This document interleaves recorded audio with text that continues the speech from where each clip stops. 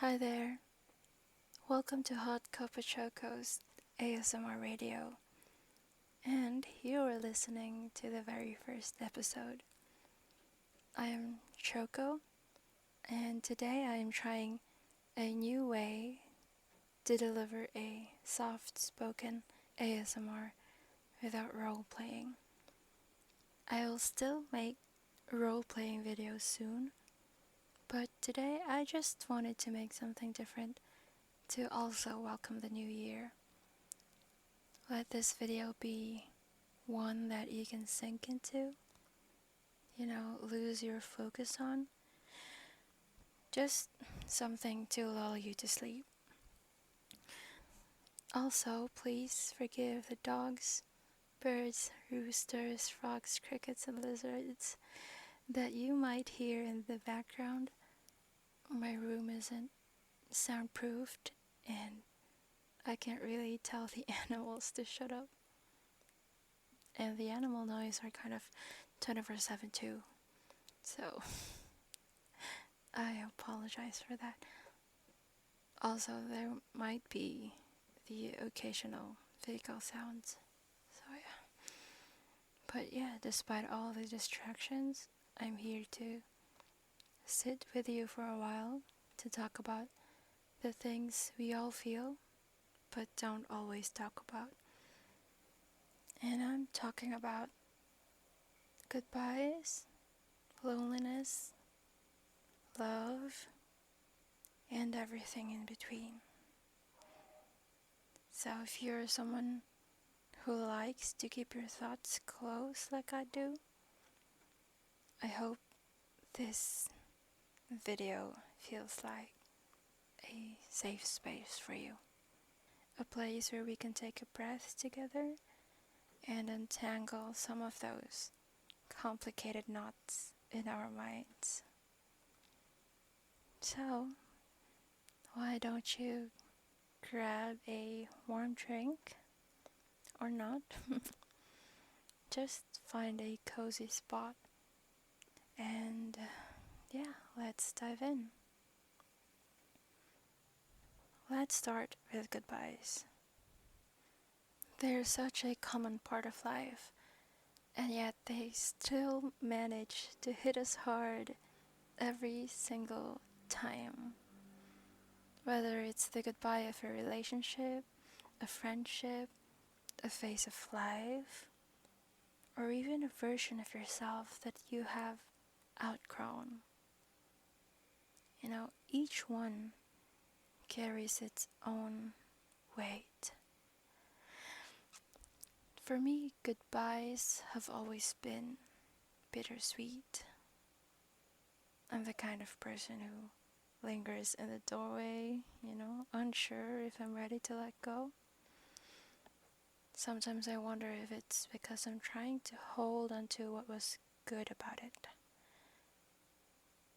But through the years, I've learned that goodbyes are not always about closing doors.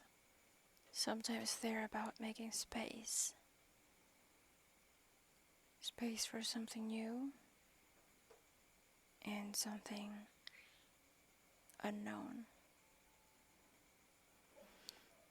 And I've also learned that it's totally okay to grieve that space before it's filled. It's okay to let yourself miss what's gone.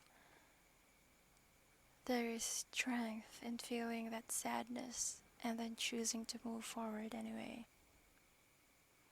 I think we often see goodbyes as endings. But what if we reframe them as transitions? A chance to redefine ourselves and to grow. So if you're dealing with a goodbye right now, please know that you don't have to rush to make sense of it. Let yourself feel it, and the clarity will eventually come. Which brings me to something that often comes after a goodbye. Loneliness. Let's be real. Loneliness gets a bad reputation. It's that thing we're all scared to admit we feel, even though we've all been there. I've had moments where loneliness felt like a heavy fog, wrapping itself around me, making it hard to see what's ahead. But over time, I've started to see it differently. I've realized that loneliness can be a companion, a mirror, a teacher. It's in those quiet, lonely moments that I've learned the most about myself. Who I am when no one's watching. What I really need. And what I can live without. It has taught me how to enjoy my own company. To be my own friend. Now don't get me wrong, this isn't me romanticizing loneliness or saying it's easy. It is not. But it is manageable. And it's temporary. Loneliness is like a pause between two songs. It can feel awkward and silent, but it's also the space where you can catch your breath and prepare for the next melody. And that leads us to love. Love. The thing we are all chasing, whether we admit it or not. But here's the thing about seeking love. It can be so exhausting. And sometimes it can feel like you're looking for something you don't even fully understand. When I was younger, I thought love was a grand gesture. Something out of a movie. Fireworks, declarations, the whole dramatic package. But as I've grown, I've come to realize that love is often quieter than that. It's in the small things. The thoughtful text, the shared silence, the way someone remembers your favorite song, or the way you like your coffee.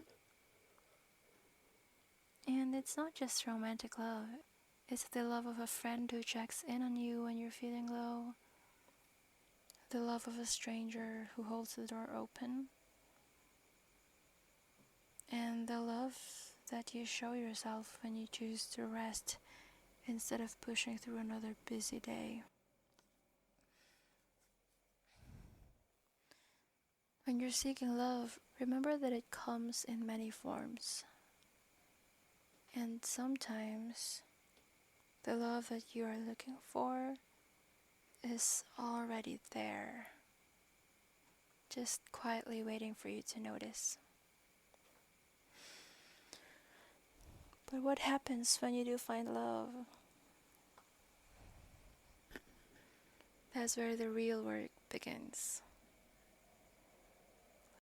Learning to love is not always easy. It's messy, vulnerable, and sometimes downright terrifying. For me, learning to love has been about unlearning too. Unlearning the walls I've built, the expectations I've clung to, just the overall fear of being hurt. Love has taught me patience, not just with others, but with myself. It has taught me that love is not about perfection.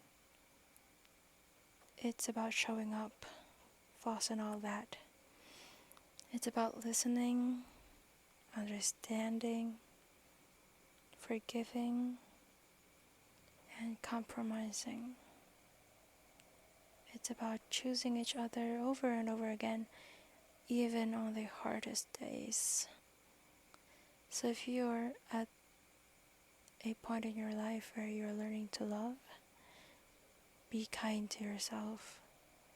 It is important that you are kind to yourself through this process. You don't have to have it all figured out. Just enjoy the ride. And finally, let's talk about finding love in all places. Because love is everywhere if you're willing to look. It's in the way the sunlight streams through your window in the morning. Love is in the laughter of a child. It's in the smell of fresh bread. In the music that moves you to tears. Love is not confined to people or relationships. It's in the world around us. And in the moments that make us feel alive. One of the biggest lessons I've learned is that love starts with presence. When you slow down and pay attention, you will see it. And when you start to find love in the small, unexpected places, you will find that you are never really alone. So there it is. Goodbyes, loneliness, love, and everything in between.